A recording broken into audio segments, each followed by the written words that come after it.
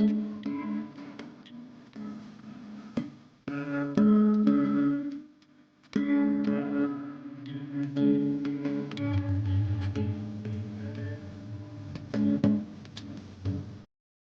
back. Today we're going to cook Nasi Lemak. So Nasi Lemak is very popular in Malaysia. If we say Nasi Lemak is our national food, nobody will argue about it. You can have it for breakfast, lunch and even dinner. Over the time, it has evolved. You can find Malay version, Indian version and even Chinese one. A basic Nasi Lemak will consist of rice, spicy chili paste, toasted peanuts, crispy anchovies, and hard-boiled egg. For the luxury of the rice, we can also pair it with curry chicken, deep fried fish, spicy squid, or beef rendang. Today, I'm going to share with you a very basic Nasi Lemak with delicious deep fried chicken with spice. You will definitely enjoy it.